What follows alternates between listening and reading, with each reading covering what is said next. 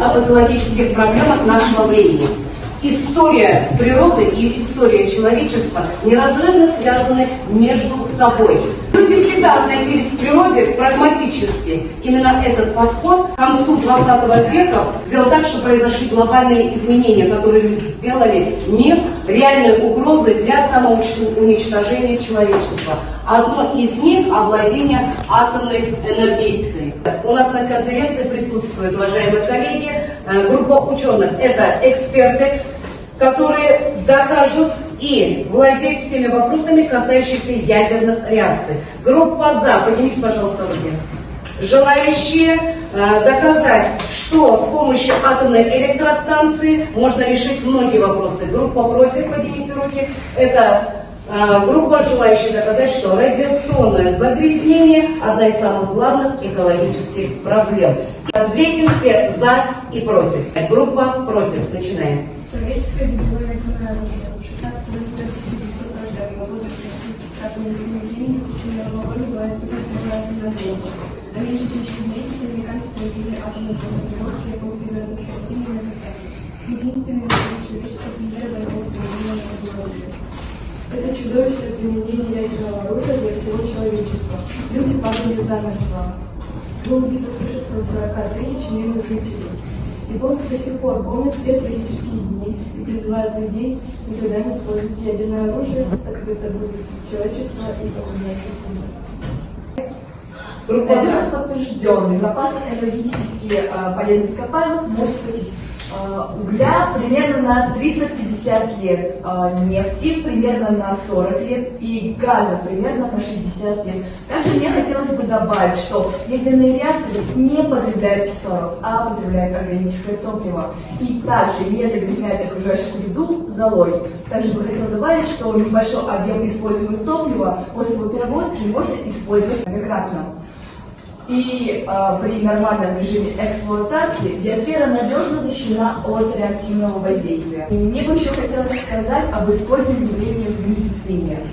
Методы диагностики и терапии показали свою высокую эффективность при обнаружении раковых клеток ультрафиолетовыми лучами, они прекращают свое деление. И если заболевание находится на начальной стадии, то лечение является успешным.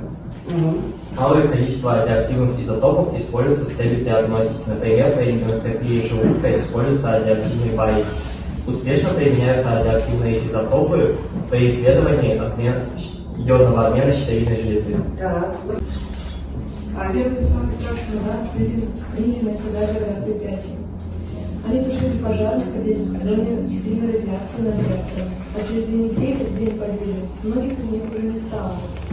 Они умирали в московской клинике от острой лучевой болезни. Чувствуя смерть, спокойно прощались друг с другом, тихо умирали.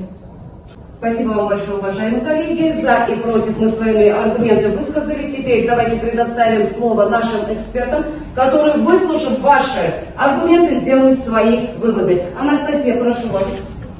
Время, в котором мы живем, называют по-разному.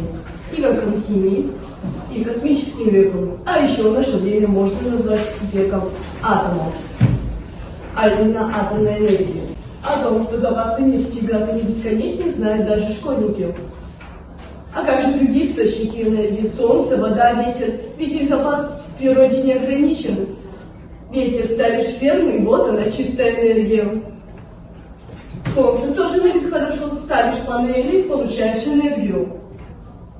Гидроэнергия, ну тут все просто. Если рядом есть пригодная река, то ее можно перекрыть.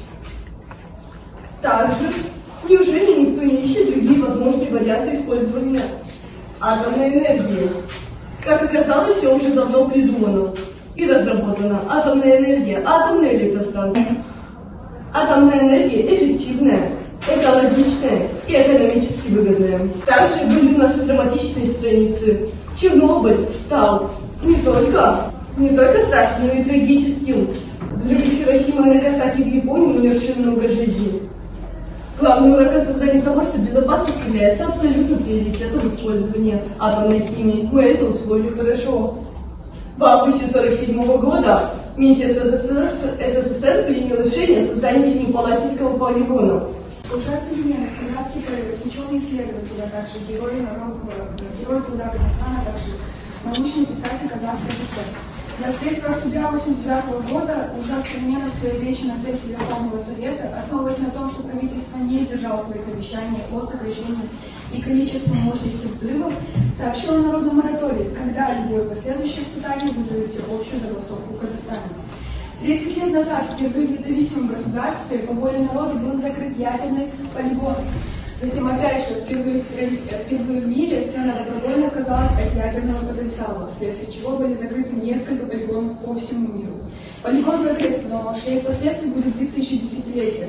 Чего добилось за прошедшие годы и по каким направлениям сегодня работает движение Ибада Семипалатинск? Ибада Семипалатинск было первым в СССР и Казахстане экологическим движением. Мы начали борьбу с ядерным загрязнением. Наш девиз – чистый воздух, чистая земля, чистая вода, чистая страна. Указом президента Казахской ССР Назарбаевым о закрытии испытательного полигона. От 29 августа 1991 года Семипалатинский ядерный испытательный полигон был закрыт. То каждый написал, что полигон стал объектом научных исследований, созданной многоуровневая система, обеспечивающая надежную защиту опасных объектов, а также реализовывали 7 крупных проектов по реабилитации зараженных территорий. Спасибо за внимание. Спасибо большое. Садимся. И, возвращаясь к предыдущему слайду, хотелось бы задать вот такой вот вопрос. Данный указ был создан 29 августа 1991 года. Какой праздник мы отмечаем в декабре 16-го? День независимости. Сашенька, прочитай, пожалуйста, текст. Летопись современного Казахстана начинается 16 декабря 1991 года. Самое ключевое событие. 30 лет назад Казахстан был провозглашен независимым государством. Казахстан, став на новый путь развития, воплотил вековые мечты народа о свободе. Народ впервые вновь приобрел возможность развивать свою культуру, язык, веру, религию и традиции. Грамматическая тема нашего сегодняшнего урока – это виды глагола. Открываем страничку, 5-й параграф, ядерная энергетика и экология. Упражнение 21. Какие утверждения ошибочны? Какое утверждение дано неверно в данном упражнении? Третье утверждение неверно. Из нашего текста вы должны будете выписать 2 столбика: совершенный и несовершенный вид. Виктория, прочитайте, пожалуйста, первое предложение. Летопись современного Казахстана начинается 16 декабря 1991 года, самое ключевое событие. Так. Начинается у нас. Несовершенно. Несовершенный. Следующее предложение. Аня, читай.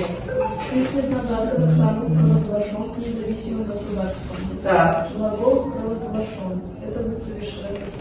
Совершенного вида. Провозглашен. Что сделан? Так, следующее предложение. Следующее. Асен. Казахстан, став на новый путь развития, воплотил вековые мечты народа о свободе. Так. Глагол воплотил. Так. Это совершенно. Совершенного вида. И последнее предложение. Алена. Народ впервые вновь приобрел возможность развивать свою культуру, язык, веру, религию и традиция. Глагол развивать. Это будет совершенно. Глагол приобрел, это совершенно. Определите тему и идею данного текста. Приобретение независимости. А идея текста. Что Казахстан стал Правильно, Казахстан приобрел независимость и при этом что? развитие. Развивается и приобретает что? Если раньше у нас не было такой возможности развивать свою культуру, свои традиции и обычаи, то после независимости мы что делаем? Воплощаем это в свою жизнь. В 1991 году Казахстан приобрел независимость. 16 декабря исполнится сколько лет независимости? 30. Ровно 30 лет. Вот стихотворение. Настал тот день, которого мы ждали, восстало солнце праздничного дня. О независимость, о Родина моя! Чтобы добиться мира и добра, летели доблестно года, и кровь, и пот, и слезы. Немало горести промчало за столь нелегкие года, и, наконец, мы заслужили единство мира на земле. Так пусть же в доблестной долине, как счастье в небе голубом, теперь живет покой отныне. Да будет праздник, дружный наш народ. Казахстан — это Родина моя. Здесь не называются счастливы лучше меня. Здесь родные, мама, папа, друзья. Здесь школа, в которой я люблю. Еще люблю тебя, мой Казахстан, за то, что мирно мы живем здесь. За реки быстрые, за горы самые высокие, за степи самые широкие, за доброту и теплоту живущих здесь людей, за милые сердца всех матерей, за то, что все традиции хранят, их чтим и никогда не забудем, чтоб в мире и согласии прожить, чтоб все народы воедино всех сдружить. Пришлось немало трудностей пройти, и к независимости мы смогли прийти. Родина, любимая моя, здесь навсегда останусь я, здесь буду в будущем учить детей, как родину любить и матерей. Такой же запоминанием того, что мы пришли к счастливой жизни, станет данная песня, которую можно назвать гимном нашего урока.